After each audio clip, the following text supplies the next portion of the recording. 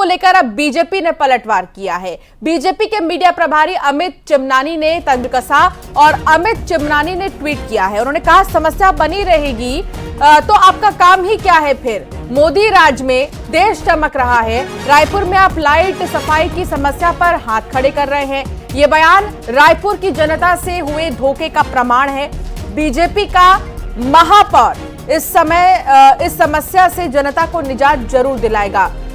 तो ये अमित चिमनानी का जो सोशल मीडिया पर पोस्ट है वो दिखाई दिया। उन्होंने कहा देखो महापौर जी, समस्या बनी रहेगी तो आपका काम क्या है फिर।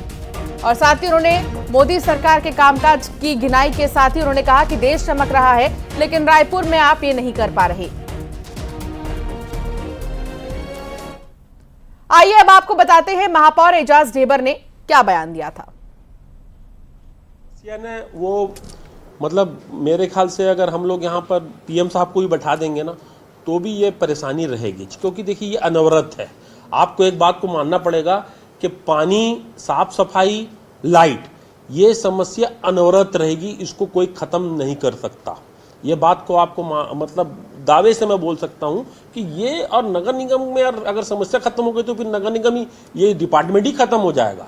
भाई जन्म से लेकर मरण तक के नगर निगम काम करता है और आपको ये बात को मानना पड़ेगा कि ये अनवरत है। इसको मतलब हम लोग ये नहीं बोल सकते कि हम 100% पूरा का पूरा काम कर गए। ये समस्या नगर निगम में कभी खत्म नहीं हो सकती, अनवरत रहेगी। तो एजाज ढेबर ने सवाल खड़े किए और इस पर अमित चिमनानी का भी एक पोस्ट के जरिए जवाब आया है और कहा कि अगर आप कह रहे कि अनवरत है और ये समस्या कभी खत्म ही नहीं होगी तो फिर आपका क्या काम है। तनु सहयोगी साथ जुड़ गई हैं।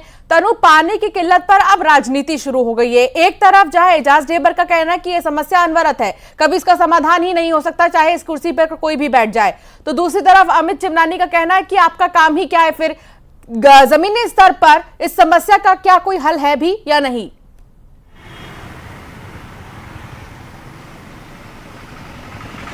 जी बिल्कुल, देखिए शहर की समस्याओं के लिए महापौर बने एजाज ढेबर का ये अजीबोगरीब बयान आया है और एजाज ढेबर के इस बयान के बाद भाजपा के निशाने पर वो हैं और महापौर एजाज ढेबर ने शहर की समस्याओं को लेकर ये कहा है और साथ ही उन्होंने दावा किया है कि अगर वार्डों की समस्या को लेकर यहाँ प्रधानमंत्री नरेंद्र मोदी को भी बैठा दिया जाए तो भी राजधानी रायपुर की समस्याएं जो है वो खत्म नहीं होगी। राजधानी रायपुर में पानी, साफ सफाई और लाइट की जो समस्या है वो अनवरत बनी रहेगी और इसको कभी खत्म नहीं किया जा सकता। इसके साथ ही उन्होंने कहा है कि अगर नगर निगम में समस्याएं ही खत्म हो जाएगी तो डिपार्टमेंट ही खत्म हो जाएगा और जन्म से लेकर मरण तक नगर निगम जो है वो काम करता है। वहीं अब महापौर एजाज ढेबर के इस बयान पर जो है भाजपा महापौर एजाज ढेबर को ट्रोल करते नजर आ रही है। भाजपा के अकाउंट पर यह पोस्ट किया गया है कि अगर महापौर एजाज ढेबर समस्याओं का निराकरण नहीं कर सकते तो वह अपनी कुर्सी किसी भाजपा पार्षद को दे दे ताकि राजधानी में जो समस्याएं व्याप्त हैं उनका धनंजय ठाकुर हमारे साथ जुड़ गए हैं, कांग्रेस का पक्ष रखेंगे। धनंजय जी, यहाँ एजाज ढेबर का ये कहना है कि पानी की किल्लत तो ऐसी समस्या है जिसका समाधान कभी हो ही नहीं सकता और उनका ये कहना है कि चाहे मेरी कुर्सी पर कोई भी बैठ जाए वो इस समस्या का समाधान ही नहीं निकाल पाएगा। देखिए, एजाज जी ने सही बात कही है। शहर बढ़ता है, रोज नए कॉलोनी डेवलप होते हैं, नई बस्तियां बनती हैं, पाइपलाइन डलता है, उस पर रिपेयरिंग होता है। कई बार कुछ जगह पानी को लेकर समस्याएं होती है। ये तो पार्ट ऑफ समझिएगा कि वो हर साल की समस्या है। तो ये स्वाभाविक बात है भाई। आज रायपुर शहर की आबादी 24 लाख से ऊपर है। पहले रायपुर शहर की आबादी 20 लाख था, 15 लाख था, 10 लाख था। तो जैसे संख्या बढ़ेगी, सुविधाएं बढ़ती जाएगी, सुविधाएं के साथ साथ कॉलोनी डेवलप होगा, नए नए कॉलोनी बनते तो बातें आती जाती रहती है और हमेशा रहेगा। क्योंकि जब भी नई कॉलोनी बनेगी उसमें पाइपलाइन जाएगा, वहाँ की समस्याएं दूर किया जाएगा। तो स्वाभाविक सी बात है, स्वाभाविक प्रक्रिया है, तो इसमें कोई नई बात तो है ही नहीं। लेकिन इधर अब बीजेपी का ये कहना है कि आपका काम ही क्या है। अगर आप ऐसी कुर्सी पर बैठे हैं जहां आप समस्या का हल नहीं निकाल पा रहे हैं, कहने का मतलब ये है कि जब समस्या का हल नहीं निकाल पा रहे तो कोई विकल्प तो निकालिए। देखिए, भारतीय जनता पार्टी को तो ये पूछना चाहिए कि निगम में वो विपक्ष में है और 4.5 साल तक इन समस्याओं पर मौन क्यों थे। उनके क्या निगम के उनके जो प्रतिपक्ष के नेता है, निगम में जो भाजपा के पार्षद है, वो मौन क्यों थे? क्योंकि समस्याओं का निराकरण हो रहा था, समस्याएं हल हो रही थी, समस्याओं को सॉल्व किया जा रहा था, जनता को सुविधाएं दी जा रही थी। जैसे समस्या सामने आता था, इसलिए तो उनके परिषद चुप था ना भाई। अगर उनके परिषद चुप है और भारतीय जनता पार्टी के अगर मीडिया डिपार्टमेंट के आदमी अगर सवाल उठाए तो बड़ा हास्यास्पद है। इनको अपने परिषद पे भरोसा नहीं है। इनको तो अपने परिषद से आके सवाल जवाब करना चाहिए। अगर समस्या है तो उनके जो परिषद है, जो नेता प्रतिपक्ष है भारतीय जनता पार्टी के पार्षद, तो मौन क्यों थे?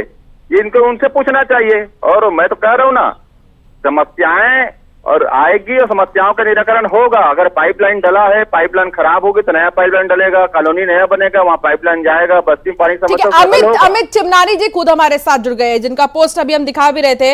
अमित जी, ये एजाज ढेबर का बयान, हालांकि आपके पोस्ट के जरिए हमने जवाब लिया, लेकिन एक बार फिर आपसे पूछना चाहूंगी कि क्या वाकई किसी समस्या का हल नहीं निकल पाएगा? देखिए, रायपुर के महापौर का यह बयान रायपुर की जनता को बहुत खल रहा है, उन्हें दुखी कर रहा है कि हमारा नेतृत्व करने वाला कोई ऐसा है जो स्वयं समस्याओं के समाधान की बात के बजाय सरेंडर हो चुका है।